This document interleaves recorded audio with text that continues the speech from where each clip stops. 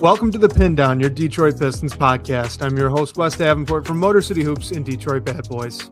And I'm Blake Silverman, writer for Detroit Bad Boys, covering everything Pistons, and news writer for Sports Illustrated. And we are recording here on a Saturday afternoon. We're going to finish up just in time to get to all of the hotly anticipated All-Star Saturday night stuff. I'm sure we're all, Blake, I bet you're counting down the hours here on Valentine's Day to watch the dunk contest, right? Oh, 100%. And hey, shameless plug, I'll be doing a bit of live blogging for All-Star Saturday and Sunday on sportsillustrated.com. So if you're out and not able to watch it or just want to come hang, please do. I'll be honest with you, I'm interested to see how the dunk contest is going to go with no Mac McClung, and Jalen Duren was accepting an invite and then he's not in it. So my pick, I guess, is Jackson Hayes to win it. It's just not that exciting of a field. I'm more excited to see Damian Lillard in the three-point contest. That's what I'm looking forward to for All-Star Saturday. But yeah, I don't know how this All-Star Saturday will go. Yeah, and the only real Pistons tie is the Rip Hamilton and the Shooting Stars event thing that they're bringing back, and I guess that could be kind of fun. But yeah, I'll be honest, guy, I'm not tuning in for anything this evening. It's unfortunate that my wife and we scheduled the Valentine's dinner tomorrow night, not tonight, which leaves me more open for this evening's festivities instead of tomorrow's, which I actually do care to tune into. So that was just, that's on us. But yeah, Blake, I mean, you got, what do you think about All-Star Saturday? Let's just get that out of the way. Like, the dunk contest is now what it was. It feels like there's not even really the excitement around the 3-point shootout that we had a few years ago when it was, Steph and Clay and all that. So like, what's your takeaway here? What's going on? Yeah, I mean, it's a shame because I feel like I was always super excited for All-Star Saturday growing up, and the Shooting Stars thing was super fun, especially when the Detroit years where we had like Bill Laimbeer and Chauncey and Swin Cash and the others from the WNBA side all on the same floor. I love that. The dunk contest went through some great years with Dwight Howard and Blake Griffin and the Aaron Gordon, Zach LaVine battles. I feel like the dunk contest went through a little bit of a renaissance with Mac McClung in the past few years, but of course he's only really had a few cups of coffee in the NBA. He's not an NBA player. So I was looking forward to Jalen Duren being in the dunk contest. I thought when he wasn't in the field, maybe it was an injury thing, but he played before the suspension. So I hope we'll get to see him at some point. I think he could do pretty well in the dunk contest, but I can't say I'm excited about this field. And I don't really know what the NBA can do to get the top tier players to compete. It seems like they just don't want to do it. So I hope there's a way to fix it. I'm not optimistic about this year's edition, but I hope they prove me wrong because it's an event that's been great in the past, and hopefully it can return to that.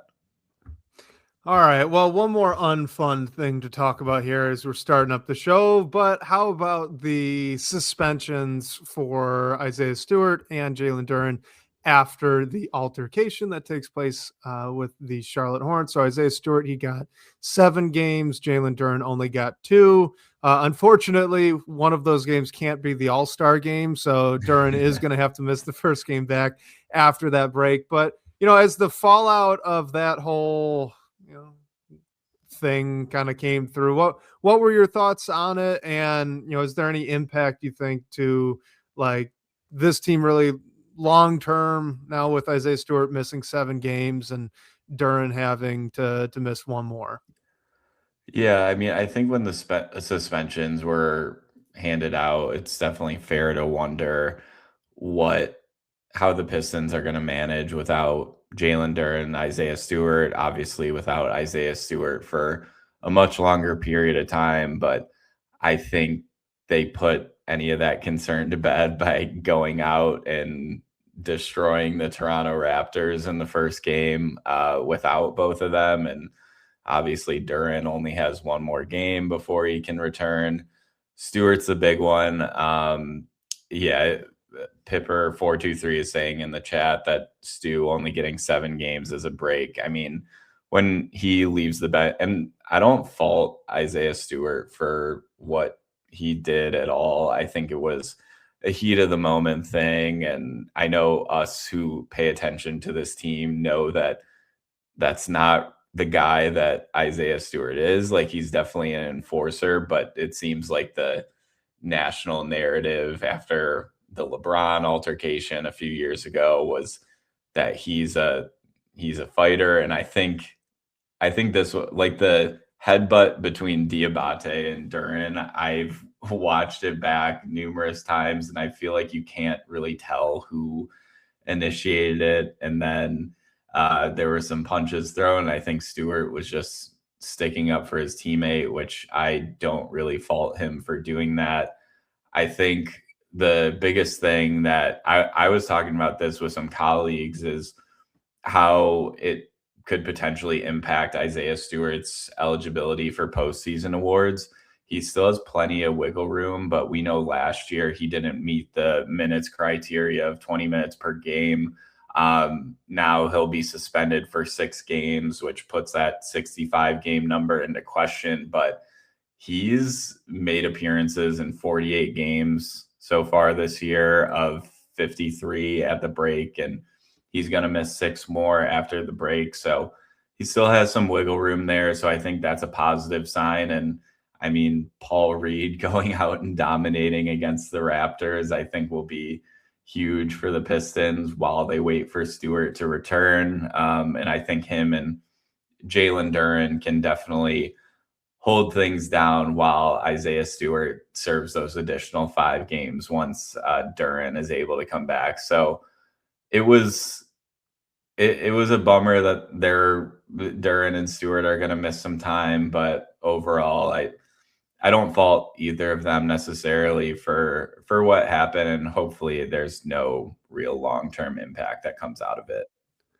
Yeah, it's nice to hear that Stewart has the buffer, right, for the awards eligibility.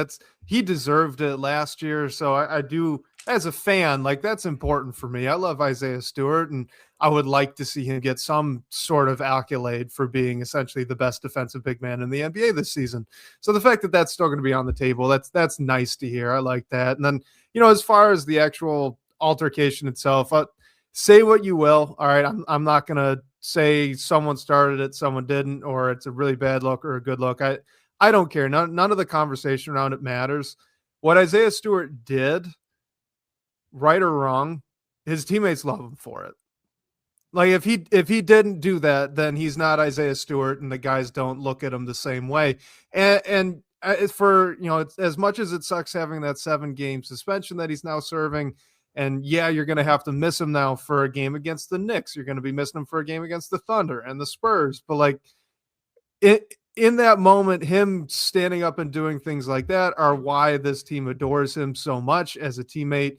And so it's hard for me to say one way or another, like, he definitely shouldn't have, or he definitely should have.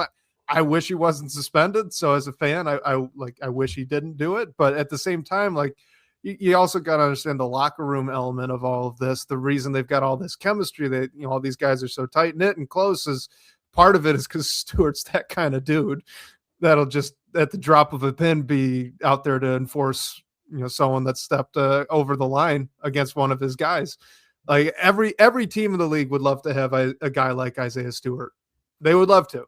And it's because they know that he'll do something like that. So, whatever it is, it's all unfortunate, but at the same time, you both do and don't want him to change. Does that make sense? Like, I feel like it's just an unfortunate reality that they need.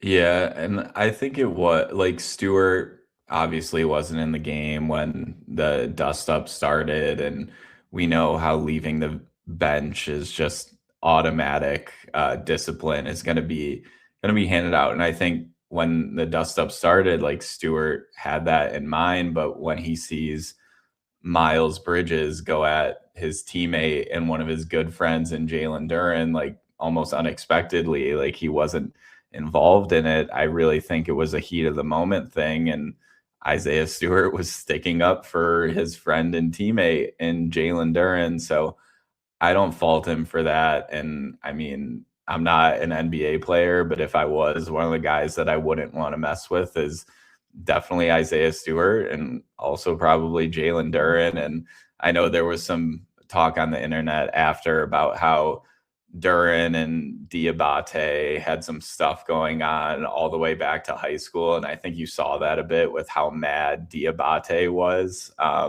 after seemingly nothing crazy. Like, yeah, Duren shoves his face out of the way and stuff, but Diabate had to be. Duren scored on him about 3 possessions in a row, and then gave him a good elbow shiver on a defensive rebound too. So, there was a little bit of buildup.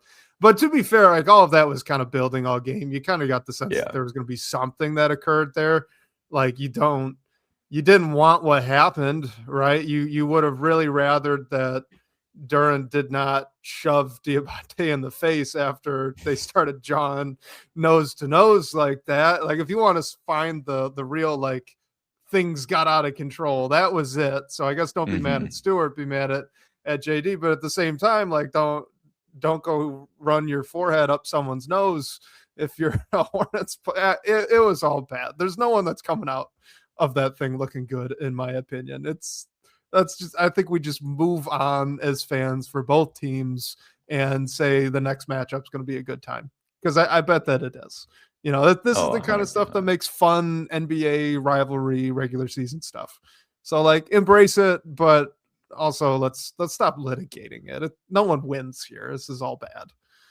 Yeah. And I mean, the Hornets aren't really competing to make a huge playoff push, but they're kind of in the play-in conversation. They are solidly in that play-in conversation. They have been fun to watch. Yeah, they have. And hey, if that's where they wind up, and there could be a potential first-round series on our dockets, which a 7-game series between those teams would be pretty interesting. That's for sure.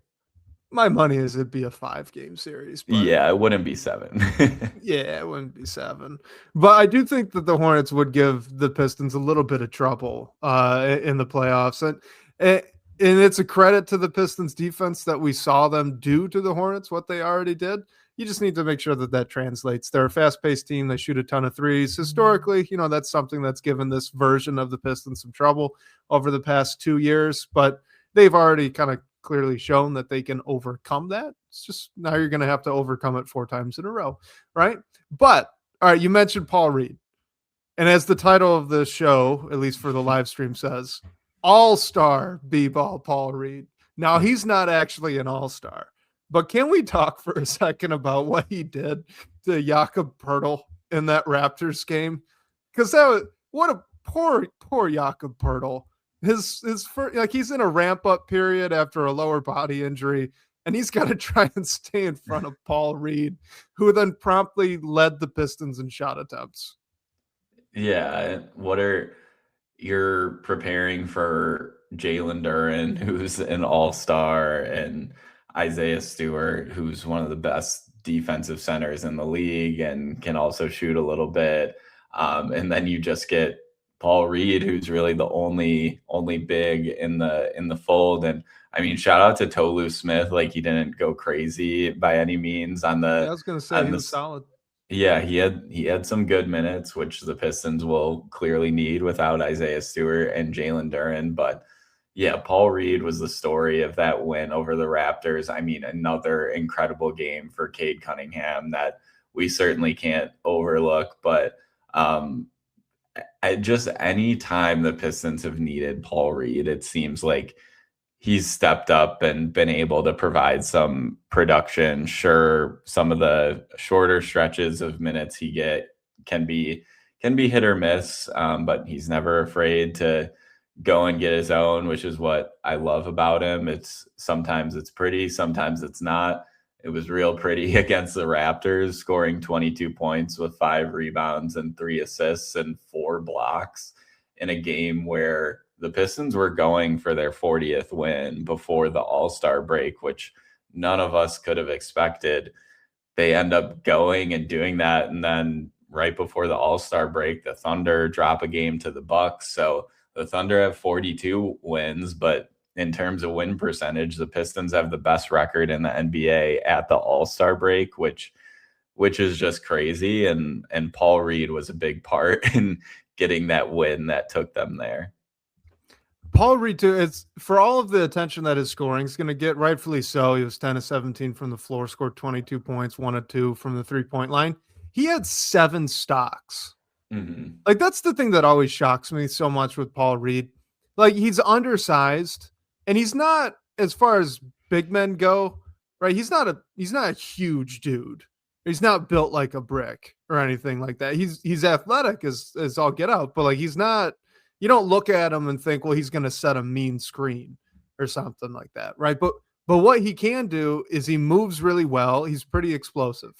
So that, like, the trap that he does almost routinely every time he's guarding the screener in a pick and roll set, it's really effective because of how quick he is.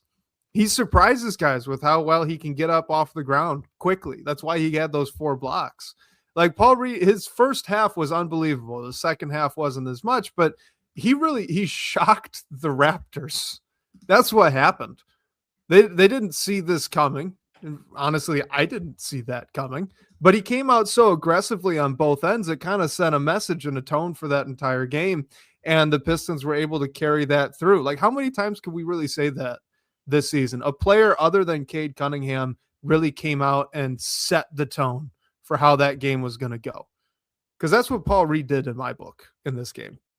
Yeah, and it wasn't a game that the Pistons could, like, I was worried about that game when you hear that you're not going to have Jalen Duren or Isaiah Stewart, and the Raptors are a good team, and they've even been playing well heading into the All-Star break before the game against the Pistons. Like, they beat the Thunder, they had a really tough West Coast trip where they win 4 of 5 games, and then after that they win 3 of 4, so it's a team who won 7 of their past 10 games heading into the contest against Detroit. And on paper, I mean, whenever Cade Cunningham's available, like, the Pistons are going to have a good shot to win. And like you were saying, just all the depth pieces we've seen step up when they need to. The Pistons are going to have a great shot, but it's a tough game. And Paul Reed was able to set the tone and provide some of that additional scoring alongside Cade Cunningham that was desperately needed when you don't have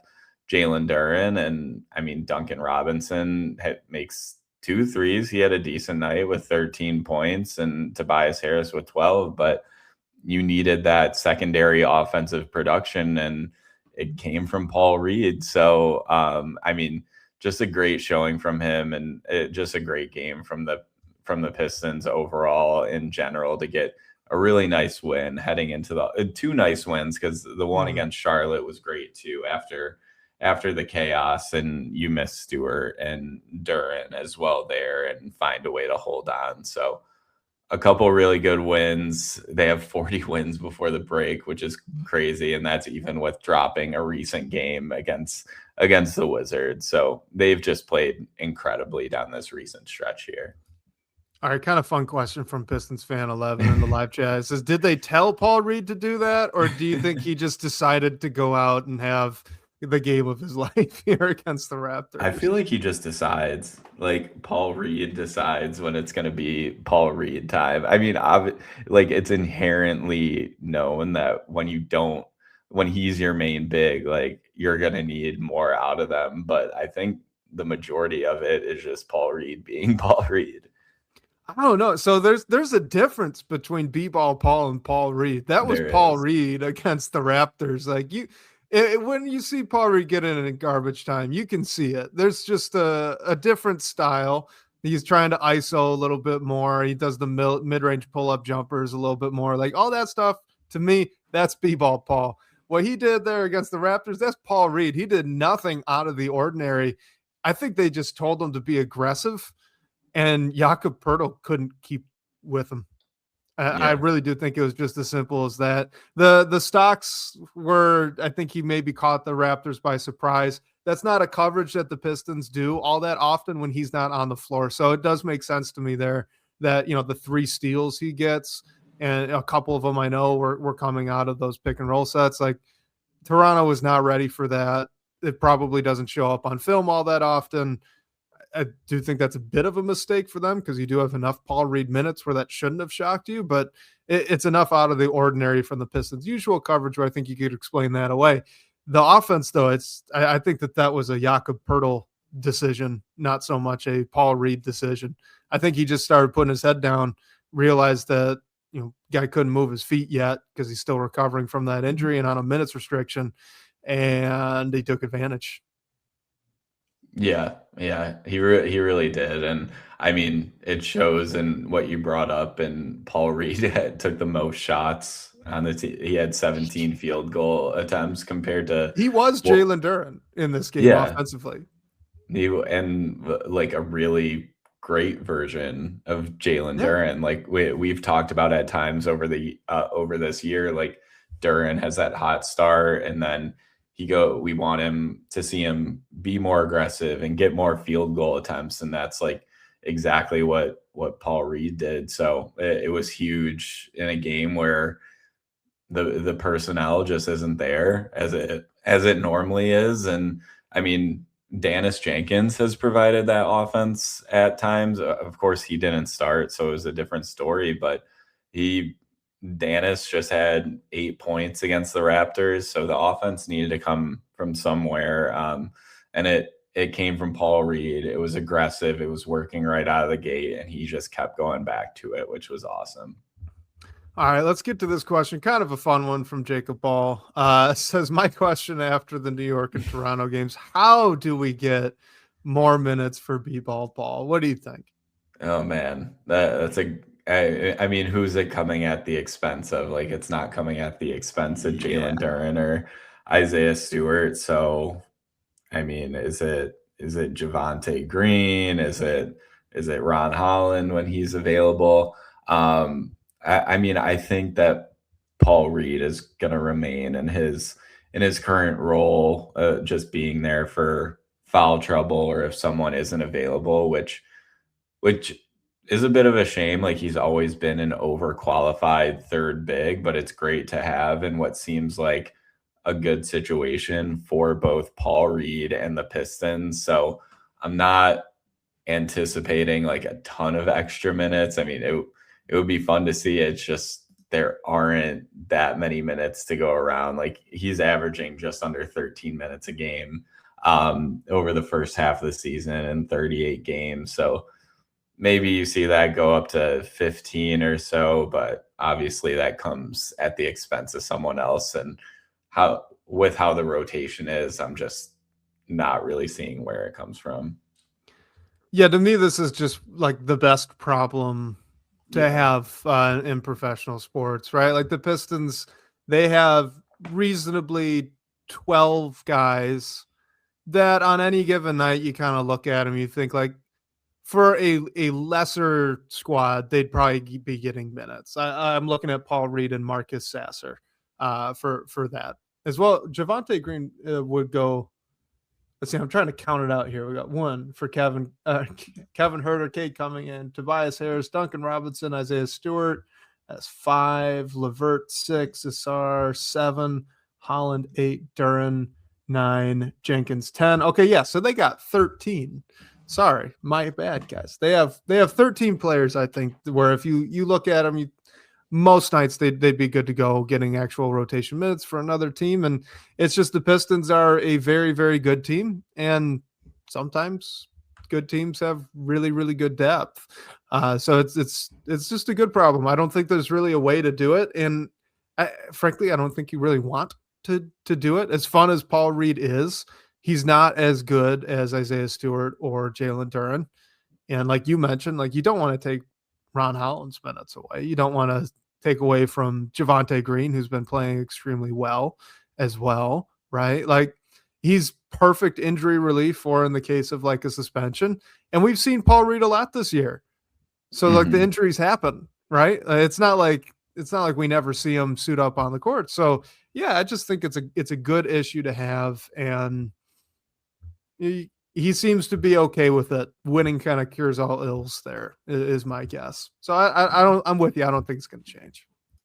Yeah, and I mean, I think you're still gonna like. I don't think that there's any bad juju, like there really couldn't be, between Paul Reed and the coaching staff or whatever, because he's under contract for next season as well, and then he's a free agent, but he's on a smaller deal relatively, and it's not a contract year for him, but he's going to take advantage of every opportunity he gets to prove at his next contract, when he's only 28 years old, that he can maybe be a high level backup big, or maybe can start somewhere for some team. So I think you're going to continue to see this production out of Paul Reed and the opportunity that he gets. And especially when there's one more game without Jalen Duren, 5 more without Isaiah Stewart, you're going to see a lot of Paul Reed over that time. And then even when they're both available, the injuries, foul trouble, whatever it might be, there's going to be opportunities for Paul Reed. And I think he's the type of guy to just want to take advantage of every opportunity that he has. All right, just to put a bow on this, Pistons fan 11, can we move Harris to the 3 and play Paul Reed a little bit because of that movement? Harris at the 3, is that something you'd be all that interested in seeing? I probably wouldn't be, but what say you? I mean, yeah, I would just wonder about like what the guard situation, like, is this in the second unit a bit? I mean, I think you could and try it, but I don't think it's a long-term thing I would necessarily look for. And I mean, Paul Reed playing alongside Isaiah Stewart is fun. But I just don't know if it makes total sense for how this roster is set up and how JB Bickerstaff wants to play. So that is a way to get more minutes for Paul Reed. I just don't see it happening, I guess.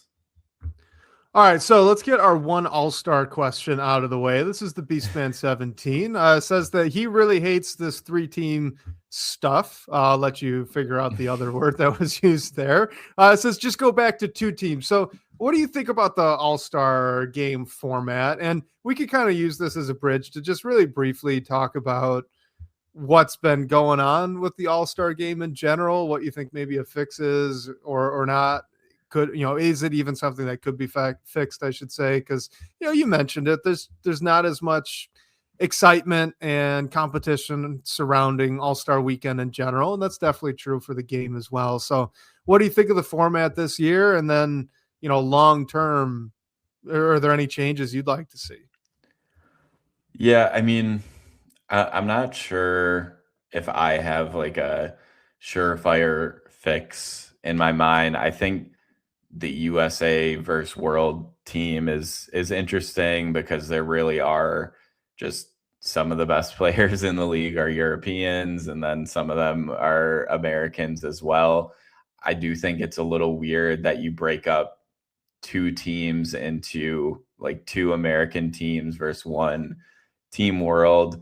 The mini tournament, and I'd have to double check the format again. If I know it's 12-minute games, but if it's an Elam ending or whatever it is, I actually enjoy the Elam endings just because I think that's a way in exhibitions to get teams to play good defense when you can only let up 1 more basket and then you lose. So I think that's a decent way to keep it going. But yeah, overall, I think that a lot of the all-stars you're seeing right now, like you still have your classic Kevin Durant's, LeBron James, whatever you want to say about his all-star selection this year, Steph Curry. Those guys are older and they probably need a break during this time. So I don't fault them for not going as hard. I wish there was a way to fix it. I am skeptical that this format that they have right now is going to work.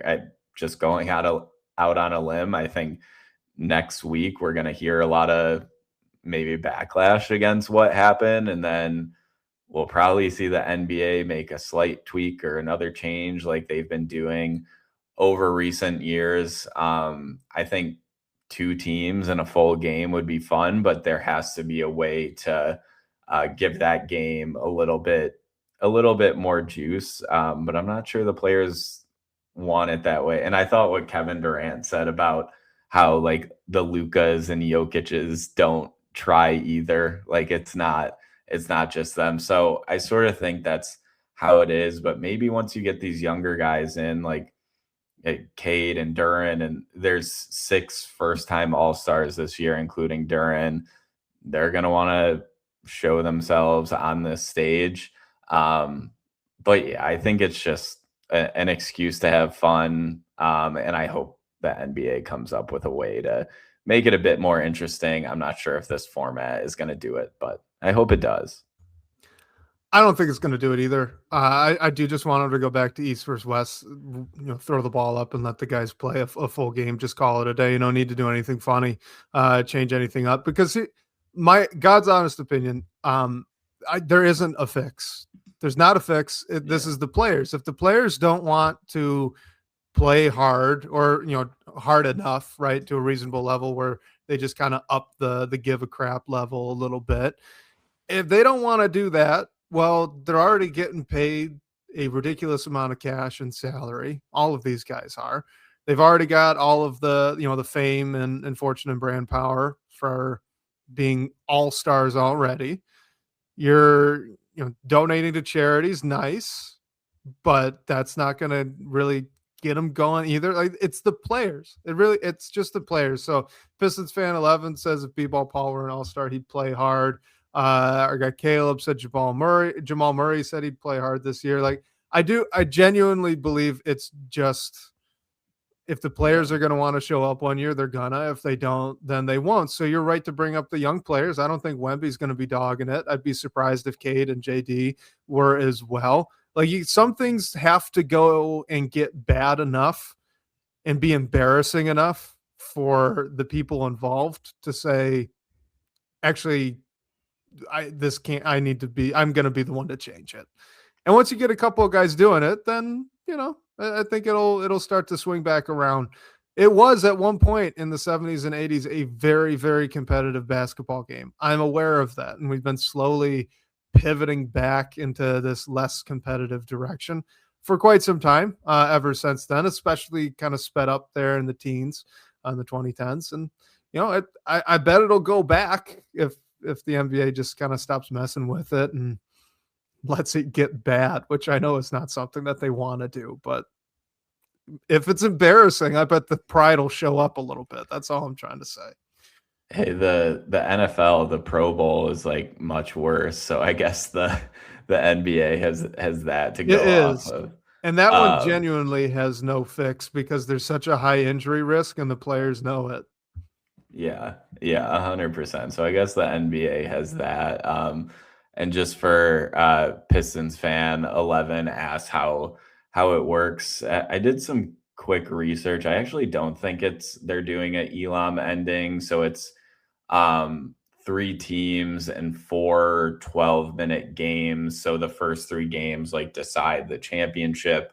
And then if there's a tiebreaker, there's like a point differential element. So similar to what we saw in the NBA Cup when you saw some teams trying to run up their point differential and other teams play more defense to limit theirs. You might see some of that.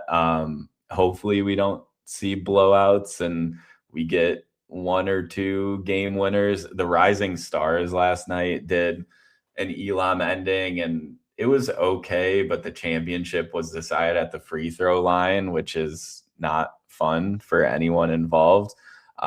So yeah, we'll see how this goes. Hopefully it's a little more competitive than we've seen in years past, but yeah, like Wes said, it just depends on the players on the floor.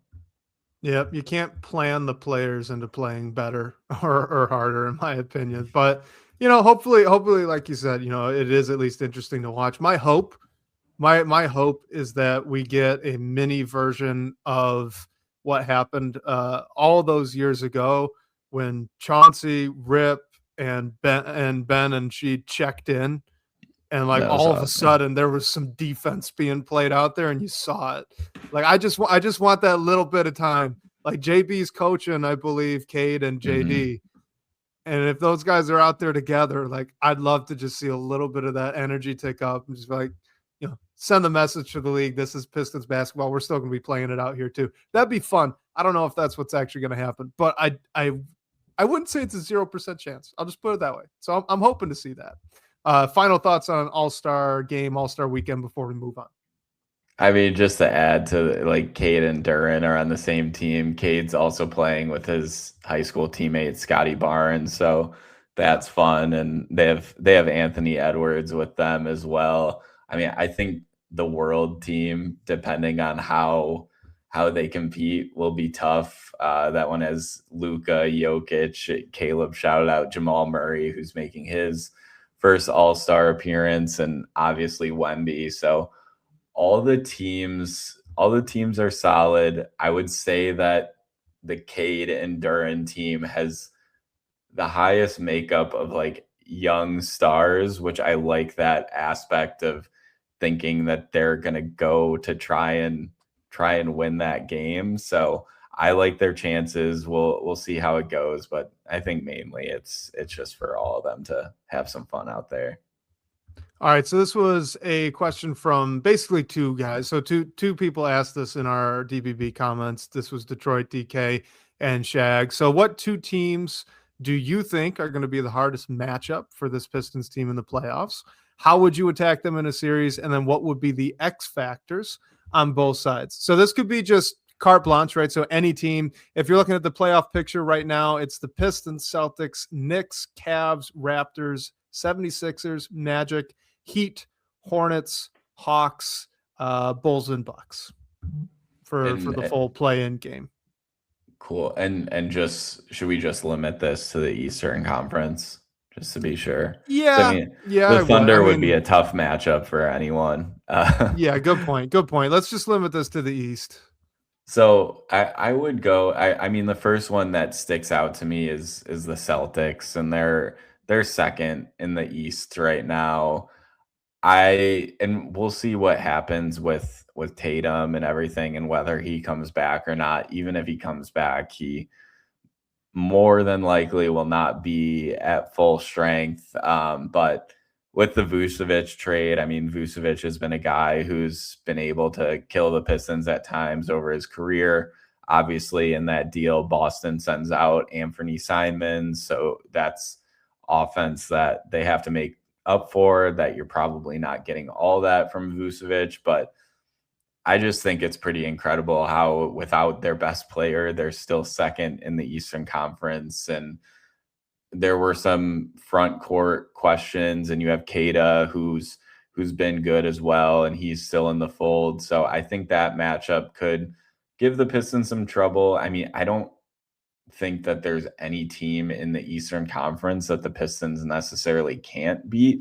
I just think the Celtics might give them a tougher time than others. And then the other one I'd go to is the Cavs. I mean, a lot of unknown with them as Harden is still getting acclimated. I just think when you have two scorers like Donovan Mitchell and James Harden, there's going to be a ton of offense coming out of that team. And I mean, the defense backcourt wise is the question. So can the Pistons keep up? I think they can, and they've been one of the best defensive teams in the NBA. So they can certainly do what they can to limit Harden and Mitchell and even Mobley and Allen for that matter. But yeah, I just think when you have two guys that are averaging 25 plus points a night, it's going to be hard to keep up offensively. So I'm hoping the Pistons could come up with a game plan to defend them well, because we'll see the 2, 3, 4 is really tight in the Eastern Conference. So one of the Celtics, Knicks, Cavs, the Pistons will probably have to play in the second round, which I think are all of all of the toughest matchups there. There are some others at the bottom, which are interesting too. But I just go to the Celtics and the Cavs. I think that would be the biggest challenge. And I mean, X factors for both are defensively, probably how Jalen Duren does defensively, how much pressure Asar Thompson is able to put on Jaylen Brown or James Harden, Donovan Mitchell, and how they're able to limit it. The good thing is Detroit has hung their hat on what they can do defensively this year. So I think they can. I just think it'll be a bigger challenge over a 7-game series. Yeah, my mind goes to the defensive side of the ball as well, right? I think like you look at the types of teams the past year and a half or so that have given the Pistons some trouble. They are fast-paced teams with one kind of hub ball dominant scorer and then a bunch of shooters around them. So like you're looking at the Eastern Conference this year and teams that really fit that. I think, it's the Celtics, like you mentioned. It is the Hornets. As well, the Hawks in a weird way too, but like now we're getting down near the bottom. It's really interesting because like you're looking at the top of the East, and stylistically the Pistons are pretty well set to take on the Knicks, Cavs, Raptors, Magic, and Heat. I think the 76ers could be a sneaky one. That could be tough. And with the Celtics, I get the whole Jason Tatum talk, but he's not going to be Jason Tatum if he really comes back. He won't. It's impossible. There's no way he could. He'll still be impactful. He's a good player, good defender, good shooter, but like it's not MVP level Jason Tatum. So point is like, I don't know. I mentioned this on From Half Court the other day too, like with the Celtics, with the Cavs. James Harden in the 3 games so far has basically been a more efficient Darius Garland, averaging almost the same amount of points, rebounds, and assists. More assists, and he's shooting more free throws as well at the same time. He's just doing it more efficiently. But, like, he can't move. He can't run on the perimeter. So defensively, like, I think you do have some concerns with what Harden can do and what he can give them on that end. And because of that, like the Cavs are really vulnerable to that type of basketball as well, just like the Pistons are. And so you start going down again, and the Cavs are certainly going to need to get through one of those style of teams, most likely to go ahead and play the Pistons if they can jump up to the bottom side of the bracket. Like there's a world where like the Cavs can't play Detroit until they get to the Eastern Conference Finals. And at that point, it's like, how worried are you about the Cavs even making it that far? I think that I don't know. It's really weird to say because the Pistons are such a shock, but they match up well against a lot of these teams. They really do. Yeah. And so it's like the Celtics and Hornets and Hawks that give me the most concern, but like the Celtics are number 2. You're not going to have to play them. As long as this holds, you're not playing the Celtics till the conference finals either. And I'm still pretty confident you can get through the Hornets, right? Like there's so much more talent in Detroit. So yeah, they actually are well set, I think. Yeah. And I think you bring up the Sixers that was the other one I was thinking about, but obviously health is always the question with them. Joel Embiid has been on fire since the new year started, really. But we'll see how his health holds up the rest of the way. And Tyrese Maxey has been one of the best scorers in the league. VJ Edgecomb's having an incredible rookie year. So they're a good team as well.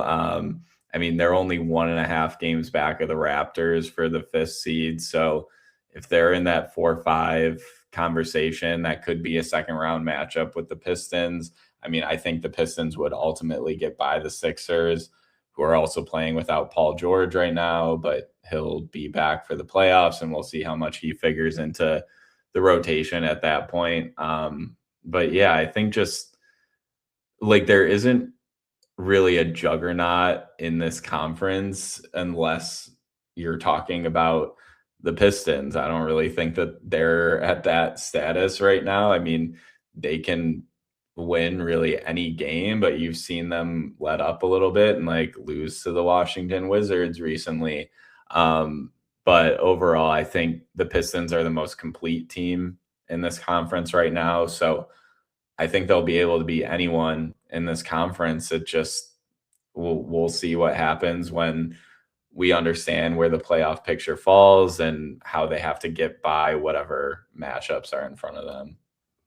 All right, let's start going a little bit quicker. We do have quite a few questions to get through, but this was a fun one from Camille. So as he said, he mentioned that Downtown Deuce, I think, brought up this possibility. So he wanted our idea on it. So do you expect a rotation where Isaiah Stewart moves into the starting five and Paul Reed serves as the backup center? In such a scenario, who would fall out of the equation? I can give my answer super fast, just a few sentences. I do not expect that sort of scenario. And I could say, too, confidently that if Stewart did move into the starting lineup and Harris moved to the bench, it's not Paul Reed that's the backup center. It's Isaiah Stewart still playing the backup center, just staggered. They wouldn't be dropping anyone else out of the rotation to do it because Isaiah Stewart's still a very, very good center. And if you're moving him to the starting four spot, that's fine, but you don't want to give up what he does really well. So all that's to say is I think it would be a 0% chance on both accounts. Well, all right, I'll give it like a 15% chance that Isaiah Stewart one day ends up starting for this team before the season ends. 0% chance, though, that Paul Reed is the backup center on a nightly basis, unless there's a big injury. Yeah, I'm with you. I wonder who falls out of the starting rotation in that scenario and how that would impact the shooting mainly. But I mean, I think Isaiah Stewart should be getting more credit in the sixth man of the year conversation. I just think he's been incredible. And I know awards other than defensive player of the year and all defense teams obviously tend to give some weight toward scoring and everything, but I think Stewart's just been invaluable in that situation. And couple that with what Jalen Duren is doing this year, I think it's just like working well right now. So why break it? I mean, I understand the argument of Stewart's playing so well that like, should you start him at some point? But I just think it works. And if you're playing Duren and Stewart alongside each other, like what if one of them gets in foul trouble? I feel like that just throws everything off a bit, especially in the scenario if like you want to stagger Stu in and keep him in as the backup center. So yeah, I think it's unlikely just because Stewart as your first man off the bench is working so well right now. Pistons fan 11 brings up an interesting thought. Like, what about doing double big against the Cavs? And, you know, I'd say just to this, like, think back to what the Knicks did last year in the playoffs when they started going double big. What did it allow the Pistons to do? It actually made it easier for Jalen Duren because then Duren was guarding Mitchell Robinson. You already had Tobias Harris on Karl Anthony Towns. I think the Cavs are a very similar problem. I know that they've gone double big in the past, but they also haven't gone double big in the past. That is the Pistons, because you know what? Evan Mobley is pretty movable as a big man. He's not a overpowering force. He is just tall. Tobias Harris puts up a good fight on Evan Mobley. We've seen Asar Thompson put up a pretty good fight as an undersized four against Evan Mobley. So I think it could happen. I wouldn't bank on it more than like a coin flip. All right, this one's kind of interesting. This is Jacob 30 says that I've been seeing a lot on Twitter recently on the idea that the Pistons get away with fouls because of their reputation. Do you think that that is actually true? So Blake, just to put the full context to this, do you think that the team that gets called for the most fouls per game in the NBA is getting away with a bunch? I see what you did there. No, I don't. I think just over time, obviously over the past few years, I think they've been respected more in the sense of like getting to the line a little bit more. But I think that there have definitely been some questionable calls with the Pistons being called for fouls. And I think that they do have a bit of like a reputation of, we know what Isaiah Stewart's reputation is and everything like that. So yeah, Wes said it perfectly. Like they're getting called for the most fouls in the NBA. So I don't think that there's much more to look into it there. But hey, maybe it'll change if they make some serious noise in the playoffs. I think all teams should be officiated fairly evenly. So hopefully Detroit at least goes down to that middle of the road. I blame Stan Van Gundy for this. In the game, I forget what game it was where he was on the call for it. And I love Stan. He's great on the call. But he said the Pistons' defensive philosophy is basically to be as physical as possible under the philosophy that the refs can't call all the fouls that you're going to be committing. And that is not what I see this Pistons team doing on a nightly basis. I mean, they are very physical. They are very aggressive. But the idea there is not to like step over the line and assume that the refs can't just call you for fouls all night. They're already getting called for a ton of fouls all night. And just because the other team's complaining about contact doesn't mean that there was actually a foul there. We've seen that plenty right across the NBA. We have challenges now. So just because a guy complained doesn't mean that he actually got fouled. We can go back and prove it. A lot of times the player's wrong. Point is, the Pistons play a very physical brand of basketball. And that's the end of the story to me. Like, they play physical, they play aggressive, they play that style on both ends, and they're officiated accordingly on both ends along those same lines. They're up near the top of the league in free throws attempted as well. So they just play a little bit more aggressive on both sides. I mean, you could see it in the charge numbers. They don't take a lot of charges because they'd rather make a play on the ball. That's been a pretty constant through line for this season. So, like, are they getting away with stuff? No more than any other team as a percentage of the fouls that do and don't get called. But they also get called for a ton, and they get away with a little bit more at the same time. Both things are up is the point I'm kind of trying to make. So it's not like their reputation is allowing them to get rid of things. In fact, I'd still argue that like they get called against them 50-50 calls all the time for the stuff that the reputation's supposed to help you out with. Like, I have seen Isaiah Stewart block a shot that was right at the apex and get called for defensive goaltending. That, frankly, that shouldn't be happening anymore. If it's 50-50, you give it to the guy. That Gobert's been getting it. Wemby's already getting it. Chet Holmgren gets it. Like, you can go back. Ben Wallace used to get it. Like, this is just established practice in the NBA. Isaiah Stewart should be getting it too, and he hasn't been so far this year. So, like, if anything, I'd even say the reputation part hasn't kicked in yet.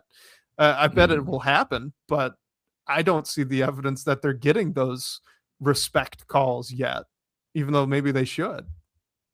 Yeah, hopefully. I mean, and I think that just goes to this like reputation that they have of like getting in mix-ups last year, and the players that they have that are known for that around the league. So hopefully it evens out if they are a true, like if they make a run to the NBA finals or win a couple playoff series, hopefully it evens out a bit, but I'm with you. I don't think it has yet.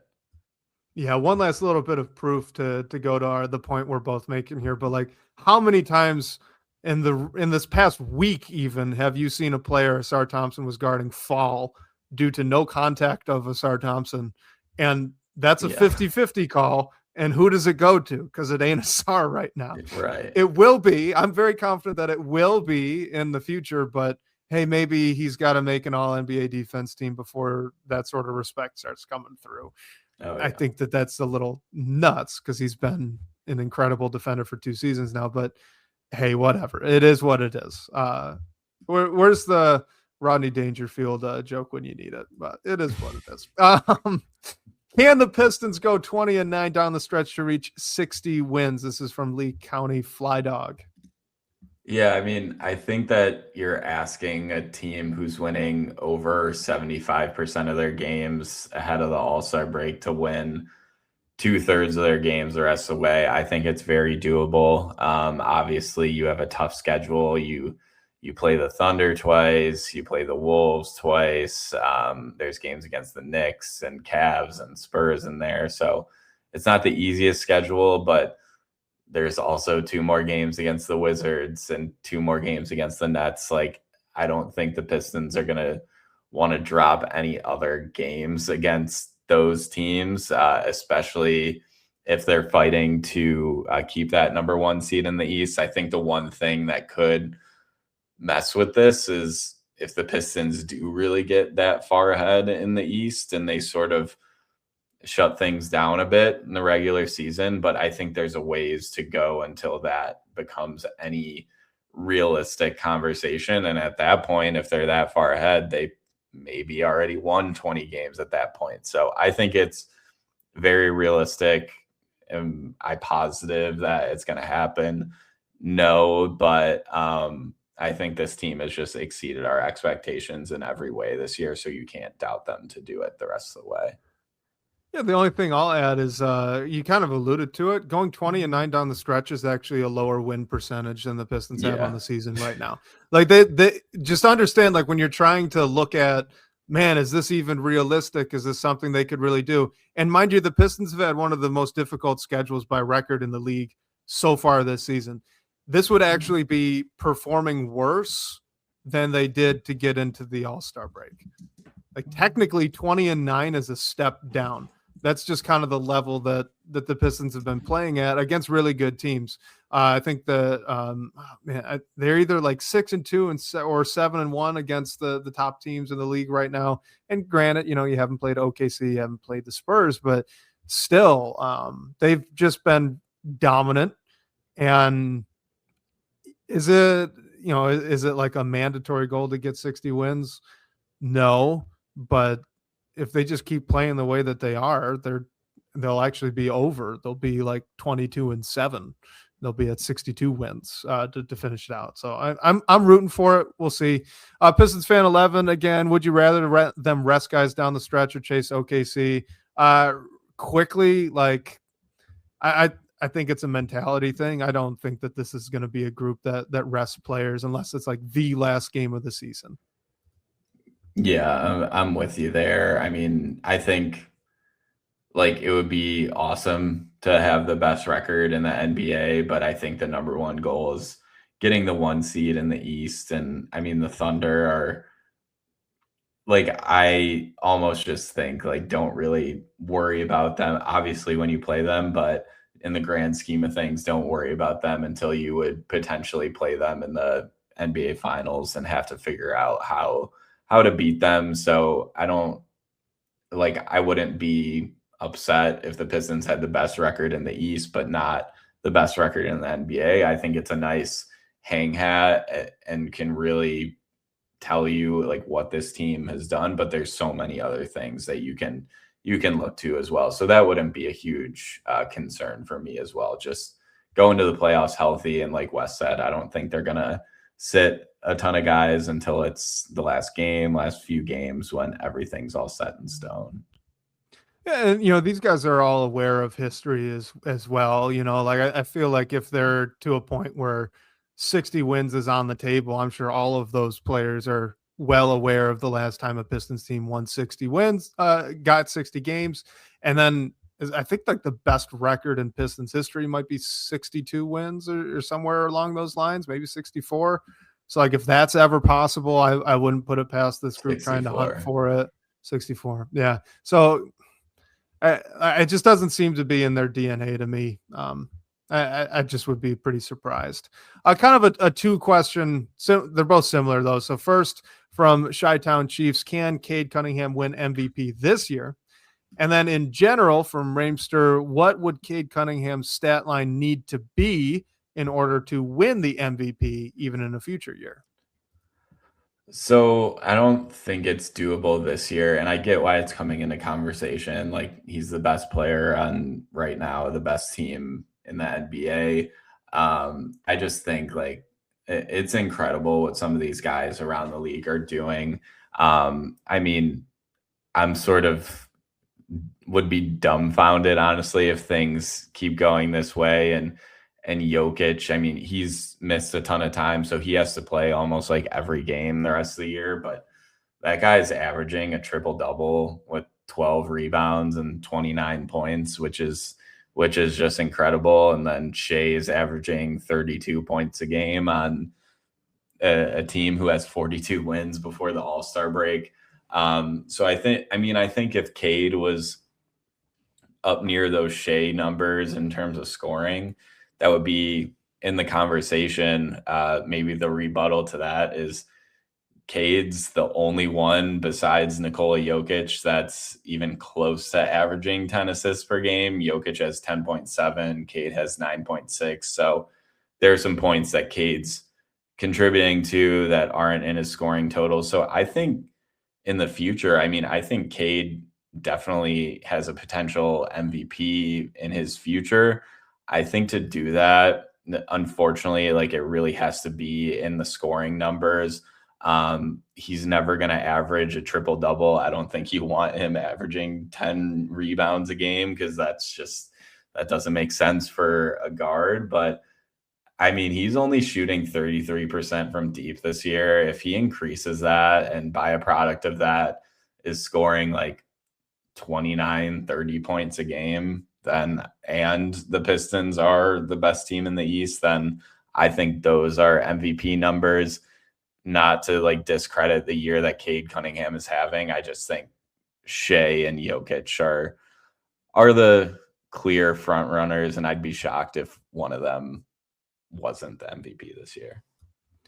Yeah, and maybe the games played thing kind of takes Jokic out of the running. That could happen. I agree with the long-term thing. It need to be getting the points per game up. So I'll just say then quickly that the only route I personally could see to Cade winning an MVP this season would be the Pistons not only are the best team in the East, they're the best team in the NBA by record by multiple games. If that happens, right? Like if, let's say the Thunder finish at, 57 wins and the Pistons are at 62, that is such a surprise. That would be such a shock, I think, to the, just to the national NBA space, that you might need to just give it to the guy because he's clearly the best player. In that case, then by some solid margin, the best team, right? Quotation marks, in the NBA. The Pistons are doing it with less talent in that equation than the Thunder have. The team success would be what elevates it up. I wouldn't be putting money down on that. I would not be confident that occurs. I think there's also a world where even under that circumstance, you would need like Jokic to miss another few games so he doesn't qualify, and SGA to maybe have a little bit of a down slump spell, right? Things like that. But if the Pistons really end up like 4 or 5 games better than the Thunder, you got an argument. I'll just put it that way. You got a really good argument. Last 2 questions, and then we'll wrap it up. Will the Pistons have any room to make a big move in free agency? Very quickly here on the Spotrac salary cap table for next year, the Pistons are not under the cap by a solid amount. All the cap holds. Yeah. Yep. So Duran's going to have a cap hold. Obviously, you've got Tobias Harris has a $40 million cap hold. Kevin Huerter's 27. Let's see, what's the other cap hold? Javonte Green, that's not going to be it. So a bunch of smaller things outside of that. Jalen Duran's at 20, so he's going to get extended above that. They could, if they got rid of everybody, right? They just rejected all of these cap holds, they could get underneath. But right now, just renouncing essentially Tobias Harris and Kevin Huerter, you are still over the cap. So no, they're not going to have big space for free agents. They could make some trades. They got a lot of space underneath that first apron, even without changing anything.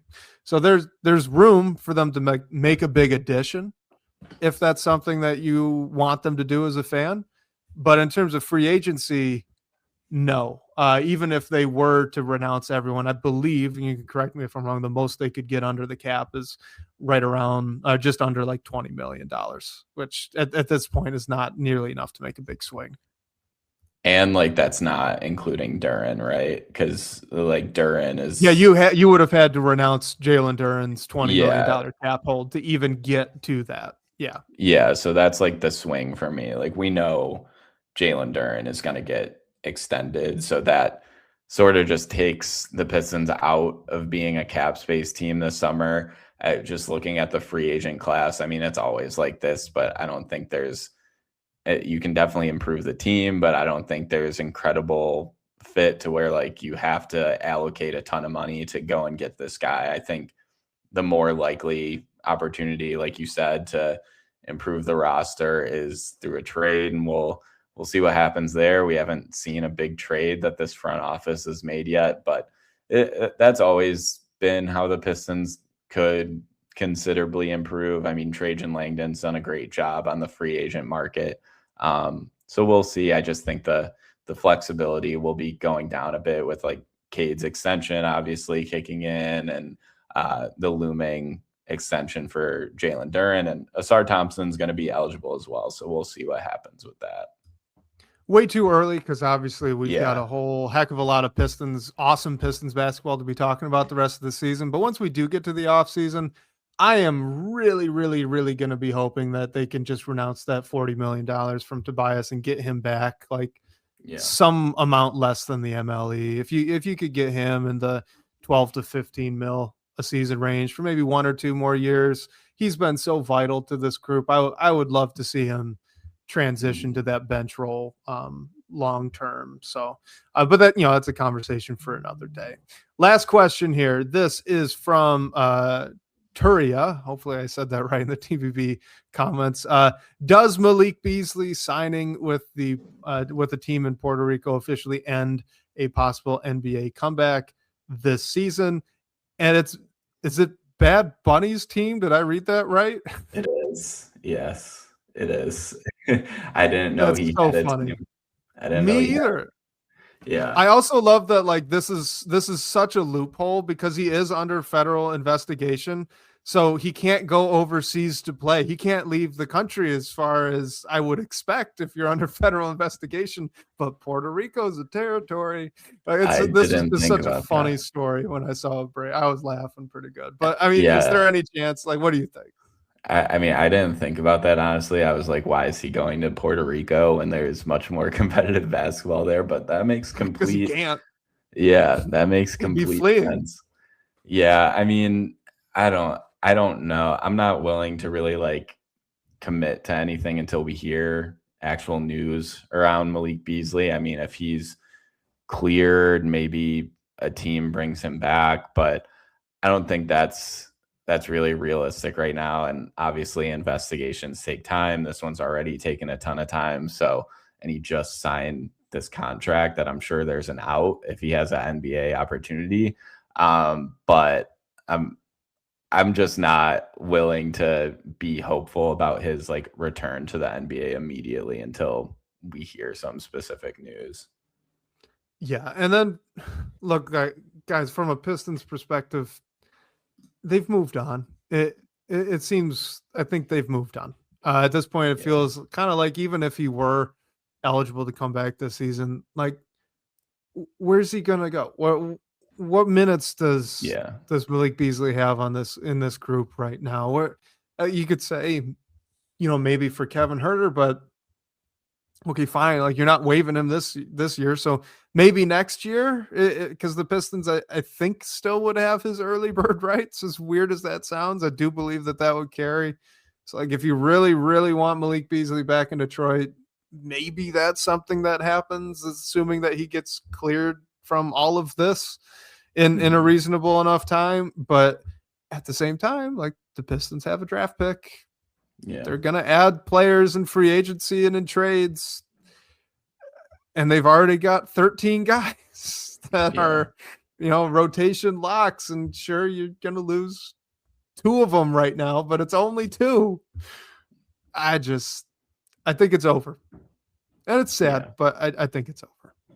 Yeah. I mean, existential circumstances, like who could have imagined this? And the team's done a great job to make up for what Malik Beasley brought. I mean, you can't replace all of it, but Duncan Robinson's done a great job bringing Kevin Huerter at the deadline. Karis LeVert's been up and down, but he's contributed at times as well. So I'm with you. And plenty of great shooters in the draft this year that are probably going to be available in those 20 in the 20s for the picks. Like, you can go, maybe Chaslanier's going to take a step, right? There's plenty of ways to get rotation shooting that wouldn't require bringing what is frankly a lot of baggage along with it.